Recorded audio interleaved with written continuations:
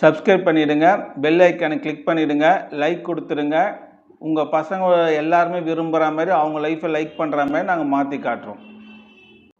Hi parents, உங்கள் Jai sir, Sai brilliant அகாடமிலேருந்து இன்றைக்கி ரொம்ப முக்கியமான டாபிக் பார்க்க போகிறோம். அது உங்கள் சம்மந்தப்பட்ட டாப்பிக்கு. ஸோ பசங்களை எப்படி வளர்ப்பது, இதுதான் சார். சொல்லுங்கள் சார், தயவுசெய்து இன்றைக்கி ரொம்ப பெரிய பிரச்சனையாக இருக்குது சார். ஆமாம், எல்லோரும் வீட்டுக்கு இதுதான் பிரச்சனையாக இருக்குண்ணா. ஓகே, பசங்களை எப்படி வளர்க்குறது? ஓகே, வளர்க்குறதுல ரெண்டு வகையான விஷயம் இருக்குது, ரெண்டு மெத்தட் இருக்குது. என்ன மெத்தட் கேட்டிங்கன்னா, ஒன்று விட்டு பிடிச்சி வளர்க்குது. இப்போ நீங்கள் பண்ணிருந்தீங்க தெரியுமா, அந்த பேட்டர்ன் உண்மையாக எல்லா பேரண்ட்ஸுமே விட்டு பிடிச்சா வளர்க்குறீங்க. அவங்க இஷ்டத்துக்கு கொஞ்சம் ஃப்ரீயாக விட்டு அவங்க இஷ்டத்துக்கு கொஞ்சம் இது பண்ணுறதா நீங்கள் வளர்த்துனுக்கிறீங்க. ஸோ அது ஒரு பேட்டர்ன். அதுக்கப்புறம் பார்த்தீங்கன்னா உங்கள் அப்பா அம்மா வளர்த்த மெத்தட். இப்போ உங்களுக்கு அதுதான் கன்ஃபியூஷனு. இப்போ இதை இப்படி வளர்க்கணுமா அப்படி வளர்க்குறது நல்லதா பெஸ்ட்டான்னு சொல்லிட்டு கேட்பீங்க. ஸோ அதை தான் நம்ம பார்க்க போகிறோம் கண்ணா. இப்போ இருக்கிற பேரண்ட்ஸுக்கு எல்லாருக்கும் நான் தேங்க்ஸ் சொல்லிக்கா. என்னன்னா அவ்வளோ பேரண்ட்ஸுமே படிப்பு சம்மந்தப்பட்ட எல்லாருமே அவ்வளோ சப்போர்ட் பண்ணுறீங்க. உங்கள் அம்மா கோரி எவ்வளோ அணைச்சி உங்களுக்கு காப்பாற்றுமோ அந்த அளவுக்கு இப்போ இருக்கிற பேரண்ட்ஸு உங்கள் பசங்களை அவ்வளோ பாதுகாப்பாக வளர்க்குறீங்க, அவ்வளோ சேஃப்டியாக பார்த்துக்கிறீங்க, அவ்வளோ படிப்பு விஷயத்தில் ரொம்ப இம்பார்ட்டன்ட் கொடுத்து படிக்க வைக்கிறீங்க. அதுக்காக உங்களுக்கு ஒரு ஓகே. ஸோ நம்ம அடுத்து என்ன பண்ண போகிறோம் கேட்டிங்கன்னா, இப்போ பசங்களை நம்ம செல்லம் கொடுத்து மேக்ஸிமம் இப்போ இருக்கிற பேரண்ட்ஸ் எல்லாமே என்ன பண்ணுறீங்கன்னா, நமக்கு கிடைக்காதெல்லாம் பசங்களுக்கு கிடைக்கணும், நம்ம அனுபவிக்கிறதெல்லாம் நம்ம பசங்க அனுபவிக்கணும்னு சொல்லிட்டு பண்ணுறீங்க. ஓகே, அது நிறைய பேர் நீங்களே எல்லாத்தையும் வாங்கி கொடுத்து பின்னாடி ஏனாவது நம்ம செஞ்சோன்னு சொல்லிட்டு கண்டிப்பாக ஃபீல் பண்ணுறீங்க. இது நல்லாவே தெரியும். ஓகே, என்னோட 25 வருஷம் அனுபவத்தில் நான் இது பார்த்தது. எனக்கும் 2 பசங்க இருக்கிறாங்க. நான் பார்த்தீங்கன்னா கிட்டத்தட்ட எனக்கு வருஷத்துக்கு ஒரு 100 பசங்க படிக்கிறாங்க. ஸோ அவங்க பேரண்ட்ஸ் கிட்ட நான் பேசுனது, அந்த பசங்கிட்ட பிஹேவ் பண்ணது, செல்லம் கொடுத்து வளர்த்தா எப்படி பசங்க மாறினாங்க, கொஞ்சம் ஸ்ட்ரிக்டாக வளர்த்தா எப்படி இருக்கிறாங்க லைஃப்பில் சைன் பண்ணுறாங்கன்னு சொல்லிட்டு நான் பார்த்த அனுபவத்தை வச்சு நான் உங்களுக்கு சொல்ல போகிறேன். ஸோ அதுதான் நம்ம பார்க்க போகிறோம். சரியா? ஓகே, இப்போ நம்ம என்ன செய்ய போகிறோன்னா, இது செல்லம் கொடுத்து நம்ம வளர்க்குறோமே, நம்ம கரெக்டாக வளர்க்குறோமா, இந்த டவுட் உங்களுக்கு எல்லாருக்கும் இருக்குங்கண்ணா. 100% என்னை பொறுத்த வரைக்கும் கொஞ்சம் தப்பு தான். கேட்ட பொருள் உடனே இந்த காலத்தில் வாங்கி கொடுக்குறீங்க, அவங்க இஷ்டத்துக்கு அனுப்புகிறீங்க, பணம் கொடுக்குறீங்க, நீங்கள் எல்லாமே செய்கிறீங்கண்ணா. இது எங்கே போய் முடியும்னா, கண்டிப்பாக அவன் ஒரு தப்பான ஒரு வழிக்கு தான் போவான் தவிர ஒரு இதாக வரமாட்டாங்க. நீங்கள் செல்லம் கொடுங்கண்ணா, வேணான்னு சொல்ல, ஓரளவுக்கு விட்டு பிடிங்க. ஓகே, பசங்களை இந்த காலத்து பசங்க பேரண்ட்ஸ் எல்லாமே விட்டு பிடிக்கலாம், ஆனால் மொத்தமாக விட்டுறாதீங்க. நாளைக்கு நீங்கள் தான் கஷ்டப்படுவீங்க. நாளைக்கு அவன் லைஃப்பில் ஒரு நல்ல லைஃப் வரலன்னா, அவனுக்கு ஒரு நல்ல லைஃப் கிடைக்கலன்னா நீங்கள் தான் கஷ்டப்பட போறீங்க. டே பை டே அவனை பார்க்க போகிறீங்க. நீங்கள் இருக்கிற வரைக்கும் அது ரொம்ப உங்கள் மனசு குத்தினே இருக்கணும். ஐயோ, நம்ம தப்பு பண்ணிட்டோமே, நம்ம இப்படி வளர்த்துருக்கலாமே, நம்ம இப்படி பண்ணியிருக்கலாமே, அவனுக்கு புத்திமையாக சொல்லியிருக்கலாமே, ஷிட்டாக பிடிச்சிருக்கலாமே. அப்போ ஃபீல் பண்ணி என்ன போச்சுனோ? அவன் கெட்டு போயின பிறகு, வயசான பிறகு நீ அவனை பார்த்து நீங்கள் ஃபீல் பண்ணல, என்ன கண்ணா பிரயோஜனம்? ஸோ அதெல்லாம் தயவுசெய்து கொஞ்சம் செல்லத்தை கம்மி பண்ணிங்க. இப்போ இருக்கிற பேரண்ட்ஸ் மேஜராக நான் பார்க்குற விஷயம் பொறுத்த வரைக்கும் ரொம்ப செல்லம் கொடுத்து வளர்க்குறீங்க. பக்கத்து வீட்டுக்காரன் வாங்கி கொடுத்துட்டான், எதிர் வீட்டுக்காரன் வாங்கி கொடுத்துட்டான், அவன் டூருக்கு அனுப்புகிறான், இவன் பர்த்டேக்கு 2000 ரூபா செலவு பண்ணான், நான் 4000 ரூபாய் கொடுக்குறேன், 3000 ரூபாய்க்கு ட்ரெஸ் எடுத்து கொடுக்குறது. ஸோ அவங்க இஷ்டத்துக்கு ரொம்ப ஃப்ரீடம் கொடுத்து வளர்க்குறீங்க. அது ரொம்ப பெரிய பிரச்சனை தான் போய் நிற்கும். எல்லாரும் நீங்கள் பார்த்துருப்பீங்க, அனுபவிச்சிருப்பீங்க. நான் சொல்கிறது எல்லாமே உங்களுக்கு தெரிஞ்சிருக்கும். சில பேரண்ட்ஸ் ஒத்துப்பீங்க, சில பேரண்ட்ஸ் ஒத்துக்க மாட்டீங்க. அப்படிலாம் கிடையாது, என் பொண்ணு என் பையன் கரெக்டாக தான் இருக்கிறாங்க அப்படின்னு நினைப்பீங்க. இன்னும் போக போக தான் தெரியும் உங்களுக்கு. சரி, ரைட்டுக்காண்ணா. இப்போ அடுத்த இன்னொரு பேட்டர்ன் எப்படி வளர்க்கலாம் சார்? ஸோ செல்லம் கொடுக்குவானான்றீங்க, வீட்டு பிடிக்கிறது கொஞ்சம் ரிஸ்க்குன்றீங்க. அப்போ எப்படி சார் வளர்க்குன்னு கேட்டால், உங்கள் அப்பா அம்மா உங்களை எப்படி வளர்த்தாங்க? ஒரு நிமிஷம் யோசிச்சு பாருங்க. ஓகே, எப்படி வளர்த்தாங்க? சிட்டாக வளர்த்தாங்க. எங்கே போகிறீங்க, எங்கே வரீங்க, கேட்ட பொருளை உடனே வாங்கி கொடுக்க மாட்டாங்க. எந்த ஒரு செயல் செஞ்சாலும் என்ன செய்கிற, எது செய்கிற, எங்கே போகிற, யார்கிட்ட பேசுகிற, எல்லாமே நோட்டட் பண்ணுவாங்க.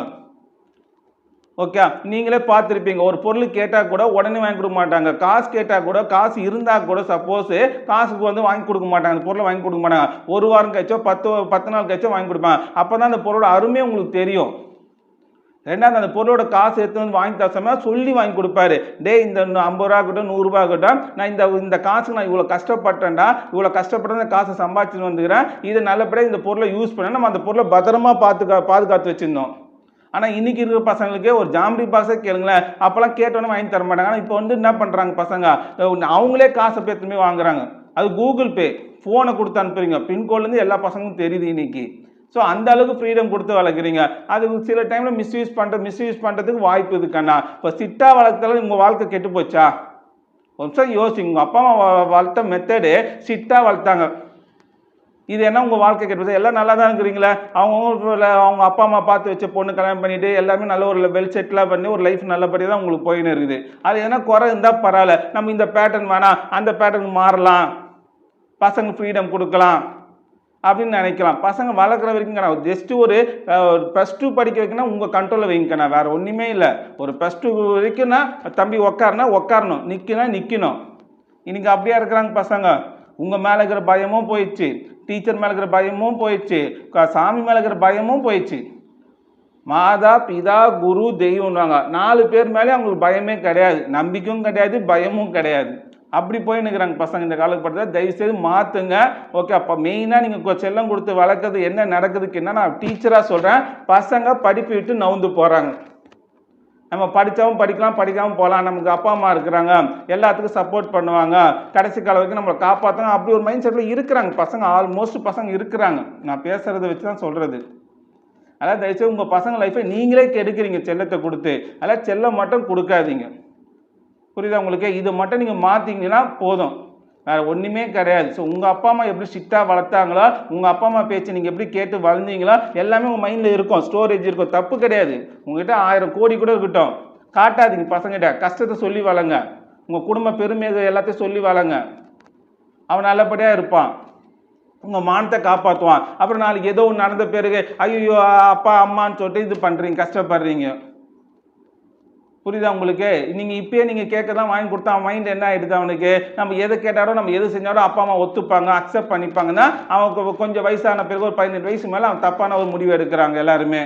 அதுக்கு சில டைமில் கரெக்டாகவும் போவோம், தப்பாகவும் போவோம். அன்றைக்கி எல்லா பேரண்ட்ஸும் கஷ்டப்படுவீங்க கண்டிப்பாக. ஐயோ நம்ம வளர்த்த பையன் நம்ம சொல்கிற பேச்சு கேட்காம இன்றைக்கி அவன் இஷ்டத்துக்கு மேரேஜ் பண்ணிக்கிறானே. நான் ஓப்பனாகவே சொல்கிறேன் உங்களுக்கு, எல்லாருக்கும் கஷ்டம் தான், யாருமே அந்த டைமில் அக்செப்ட் பண்ணிப்பீங்க தவிர. ஆனால் ஃபியூச்சர் மனசுக்குள்ளே எல்லா பேரண்ட்ஸும் கஷ்டப்படுங்க. நான் பேரண்ட்ஸாக இருந்து பேசுகிறேன். நாளைக்கு என் வீட்டில் இது நடந்தாலும் நான் இந்த மாதிரி தான் ஃபீல் பண்ணுவேன். அந்த டைமில் வேறு வேலையில் கூட ஒத்துருக்கலாம் மேபி. ஆனால் நம்ம எல்லாருமே கஷ்டப்படுவோம். ஸோ அதனால் அந்த சுச்சுவேஷன் வராமல் இருக்குன்னா நீங்கள் இப்போலேருந்தே உங்கள் கண்ட்ரோல் உங்கள் பையன் இருந்தால் தான், அவன் குடிமை உங்கள் கையில் இருந்தால் தான் நீங்கள் பெஸ்ட்டு. நல்லதான் செய்ய போகிறோம், ஒன்றும் நம்ம கெட்ட செய்ய போகிறது இல்லை, நல்லதான் செய்ய போகிறோம். இந்த ஒரு விஷயம் கிடையாது, எந்த விஷயமே. ஒரு பேட் ஹேபிட்டாக கூட ஐயோ நம்ம அப்பா அடிப்பார், நம்ம அப்பா திட்டுவார், நம்ம அப்பாவுக்கு இது பிடிக்காது, நம்ம குடும்பம் அப்படிப்பட்ட குடும்பம் கிடையாது. எல்லாமே இந்த வெறும் லவ் மேரேஜ் மட்டும் நான் சொல்லக்கண்ணா, எல்லாமே ஒன்று லவ் மேரேஜுக்கு ஆப்போசிட் நினச்சிக்காதீங்க. ஓகே, எல்லா வீட்டுக்கும் நீங்கள் வீடாக எல்லா வீட்லேருந்து ஒரு பிரச்சனை நடக்க தான் செய்யுது, இல்லைன்னு சொல்ல. பட் நம்ம வீட்டை நடக்காமல் நம்ம பார்த்துப்போம், அவ்வளோதான், வேறு ஒன்றும் இல்லை கண்ணா. ஸோ நீங்கள் தயவுசெய்து உங்கள் அப்பா அம்மா எப்படி வளர்த்தாங்களோ, எவ்வளோ கொஞ்சம் ஸ்ட்ரிக்டாக பிடிச்சி வளர்த்தாங்களோ அது மாதிரி பண்ணுங்க. வாங்கி கொடுங்க, வேணான்னு சொல்ல, நான் அது இல்லைன்னே சொல்ல. கொஞ்சம் லேட்டாக வாங்கி கொடுங்க, அந்த பொருளோட அருமை வாங்கி கொடுங்க, அந்த காசு நீங்கள் எவ்வளோ கஷ்டப்பட்டு சம்பாதிக்கணும்னு சொல்லி வாங்கி கொடுங்க. ஓகே கண்ணா, பாய் கண்ணா.